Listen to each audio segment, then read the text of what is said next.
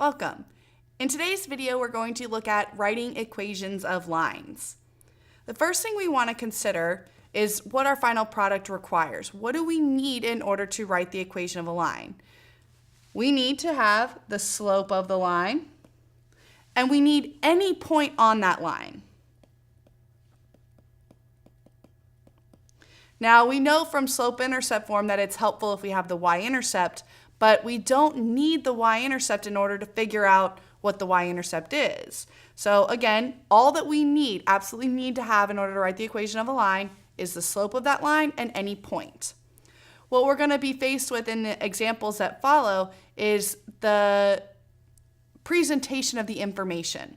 So if I need these two things, sometimes they're not explicitly given. Sometimes we need to figure out what steps we need to take in order to find that information. So let's think about some tools that we might use. Well, we might use the slope formula. The slope between 2 points is y2 minus y1 over x2 minus x1. This is a really famous formula and we use it all the time, so you need to make sure that you know it and that you've got it memorized correctly. We might also use slope-intercept form, the y equals mx plus b, where b represents the y-intercept. We might also use point-slope form, y minus y1 equals m, parentheses x minus x1. Now we're going to end up writing our equations always in slope-intercept form, but we'll see that we can use both of these forms in order to get there. Write the equation of a line with a slope of 2 and a y-intercept of 4. When they give us a slope of 2, this is m, and our y-intercept of 4, that's our b. So writing the equation, we're plugging into y equals mx plus b is y equals 2x plus 4. Very straightforward. It's nice when they give us the slope and the y-intercept.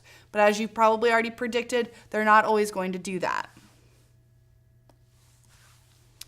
Write the equation of the line shown. So now we have a graph.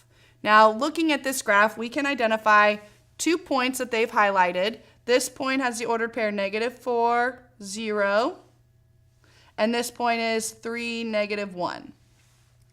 Now, we can also determine the slope from this graph. Remember, we need the slope in any point. Well, we've got 2 points very clearly stated here. The slope, we can either use slope formula using those ordered pairs, or we can count. We have the benefit of having the graph right here. If I go from this point to this point, again, reading from left to right, I have to go down 1, and then how far over do I have to go? I'm going to count 1, 2, 3, 4, 5, 6, 7. Since I'm moving to the right, it's a positive value. So that tells me that my slope is -1 over 7. And I have those 2 points, -4, 0, and 3, -1, that I can use to find the equation of a line. Now for this example, I'm going to use point-slope formula. So I'm going to use the y minus y1 equals m times x minus x1. In the next example, I'm going to show you how we don't have to use this though. We know the value of our slope. The slope was -1 over 7. And the x1, y1 comes from one of those ordered pairs that we already have.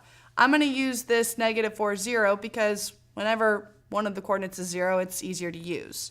So the y value is 0, the x value is -4. So I'm subtracting -4 here.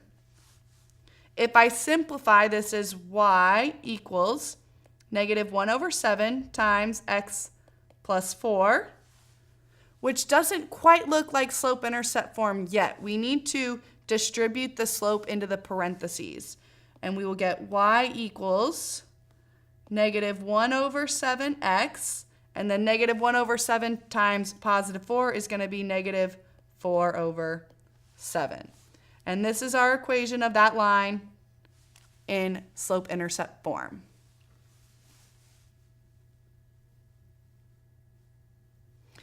Be very careful. Before we move on, I want to point something out. If you look at this graph, it looks like the y-intercept is -1/2. You want to be very careful of assuming the position of a point if it's not clearly marked like these ones were with points. And we can see that when we used the 2 points that we absolutely knew, the y-intercept is not -1/2. It's very close. -4/7 is very close to -1/2, but it's not exactly -1/2. So if you assume that point is -1/2, you're going to end up with the wrong equation. So be mindful and be careful. Don't assume the position of a point if it's not explicitly given to you. Write the equation of a line that passes through 7, -4, and 2, 6. Again, we need the slope and any point. We have 2 points, so that second requirement is taken care of. How do we find the slope? Well, this is going to require using the slope formula. y2 minus y1 over x2 minus x1. Using our 2 ordered pairs, it doesn't matter which one you call x1, y1, x2, y2. We're going to substitute in. y2 is 6 minus y1 is -4. Divided by x2 is 2 minus x1 is 7. 6 minus -4 is the same as 6 plus 4, so that's 10. Divided by 2 minus 7, -5. When we simplify, our slope is -2. So we have our slope, and we've got 2 points, 7, -4, and 2, 6. I can go back and use that point slope form, but I can also just start using slope intercept form. Y equals mx plus b. I know the value of m, so I'm going to substitute that in. My slope was -2, but I don't know my b. So I've got y equals -2x plus b. b represents the y-intercept, and I don't have that in either of those 2 ordered pairs provided. But I do have 2 ordered pairs. Let's look at this point 2, 6. 2 is an x, 6 is a y. So we can plug those in for our x and y in our equation that we've got so far. 6 is equal to -2 times 2 plus b. And now we only have one unknown, and that's b, which is what we were missing originally. 6 is equal to -4 plus b. Add 4 to both sides. Our y-intercept, b, is 10. And now we plug that back in to that equation we started earlier. So our equation is y equals -2x plus 10. So that's another way of writing the equation without having to use the point slope form. If you're already familiar with slope intercept form and you don't want to memorize a new formula, then this is the technique you might want to pursue.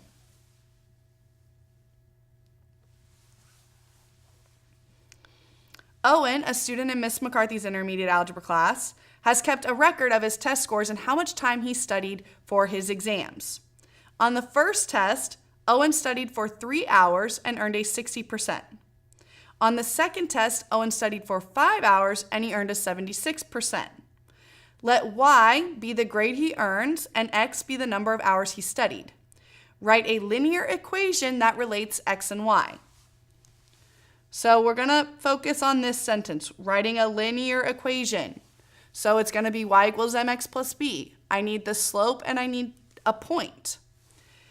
We're relating variables x and y, and they tell us that y is the grade, x is the number of hours. Well, they've already given us some information that relates these 2 variables, x and y. In the equation, they said that on the first test, he studied for 3 hours, that's his x, and he got a 60%, that's his y. On the second test, Owen studied for 5 hours, again, that's a new x, and his grade was a 76, which is his y. So now I have 2 ordered pairs that I can use to write the equation of a line, just like I did in that previous example. First, I'm going to determine the slope. The slope is 76 minus 60 divided by 5 minus 3. 76 minus 60 is 16. 5 minus 3 is 2. My slope is 8. And if I substitute into slope-intercept form, using my slope and one of these 2 points, I'm going to use 3 and 60 for x and y. I have 60 equals 8 times 3 plus b. And now I have an equation set up that I can solve for b. 60 equals 24 plus b. Subtract 24 from both sides. 60 minus 24 is 36. And that is our y-intercept. Again, I'm going to take this and plug it back in to what I had before. Actually, I want to plug it into this one. So I get y is equal to 8x plus 36. This is the equation that relates the number of hours studied to the grade that Owen would earn on an exam in my class. This process where we've got a word problem describing the relationship, this is called modeling, and this is a really important skill that we're going to talk a lot about in this class, and then you'll learn more about it if you take college algebra. But what we can do with this model now is determine that, let's say Owen wants to know how much he needs to study in order to get a 90% on the test. Well, he can use the data he already has, the data that's presented here, and use this equation, and he can determine how long he needs to study if he wants to earn that grade of a 90.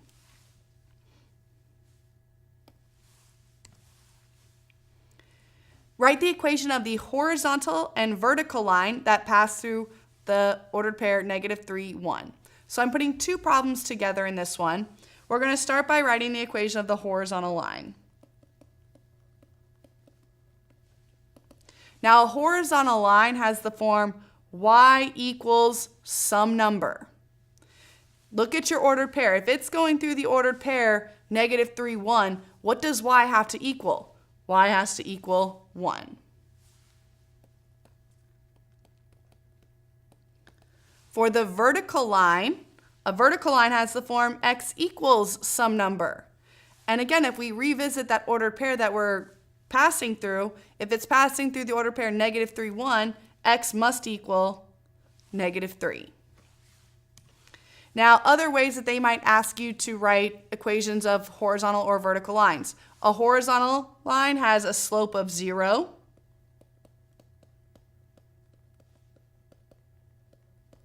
A vertical line has an undefined slope.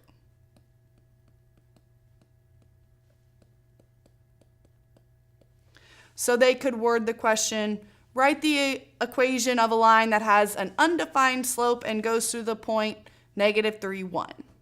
That tells you, the undefined slope tells you that your line is going to be vertical, which sets you up x equals.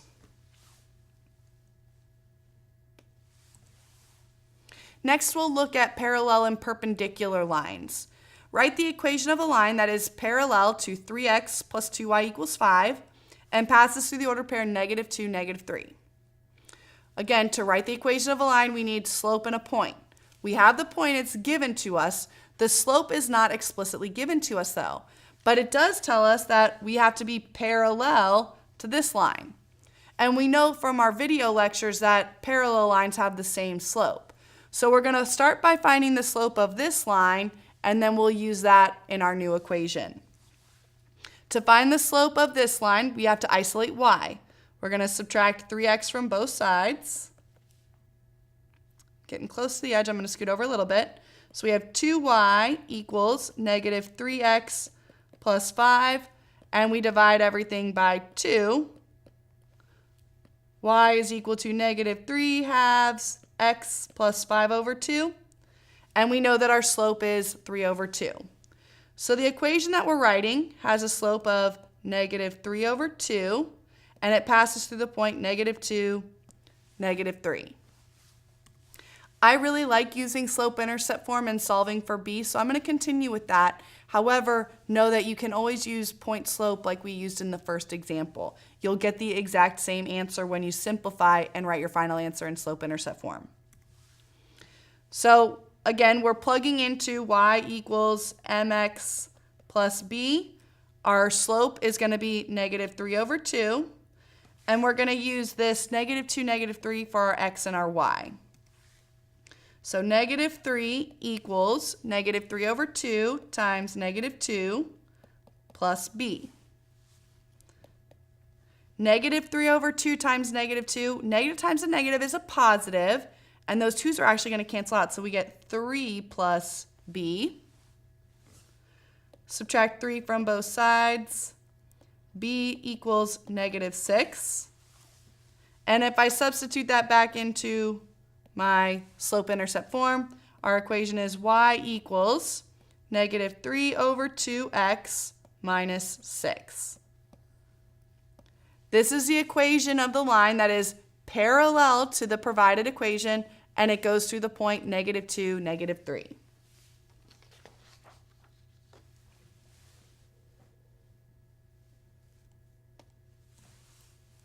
Now let's write the equation of a line that is perpendicular to the equation 2x minus 3y equals 1 and passes through that point -2, -3.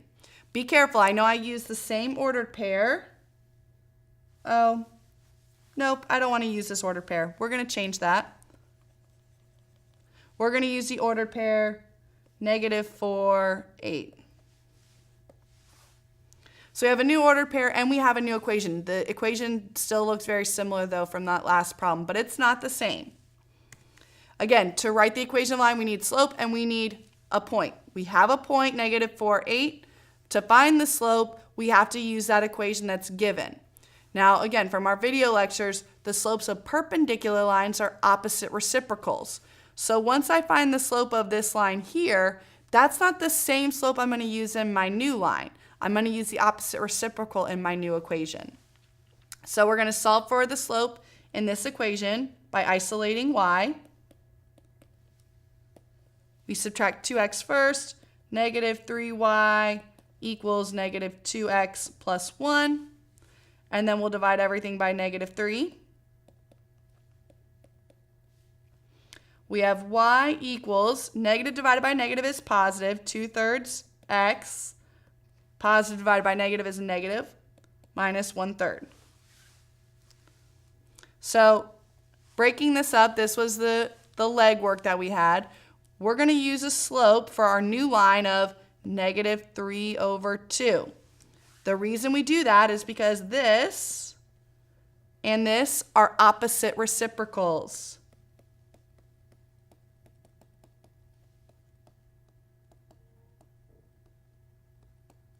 We change the sign and we flip that fraction. So we use opposite reciprocals and our line is going to go through the point -4, 8. Now, since there are still some of you who probably prefer using point slope form, I'm going to show that method in this example. If you've gotten used to using slope intercept form, again, please stick with it. Stick with what you like. So we're going to use y minus y1 equals m times x minus x1. Our y1 is 8. Our slope is -3/2. And our x1 is -4.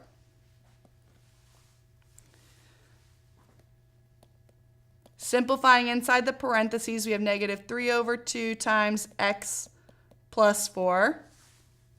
And now we want to start isolating y. First thing we're going to do is distribute the -3 halves.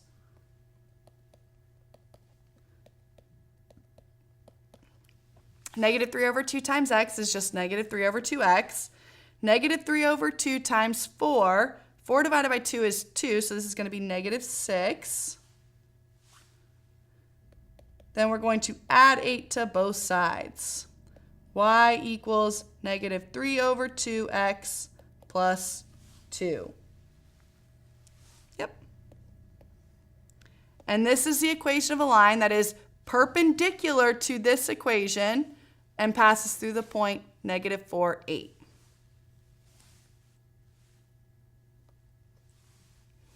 So we've seen several examples here where we know what we need to find in order to write the equation of a line. We need the slope and we need a point.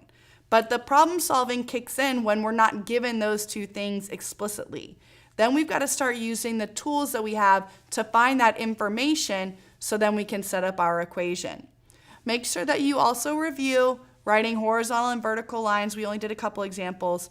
And we also want to make sure that we're very comfortable with the definition of parallel and perpendicular and how those two concepts translate to slopes of lines. So good luck practicing, and we'll see you guys next time. Thank you.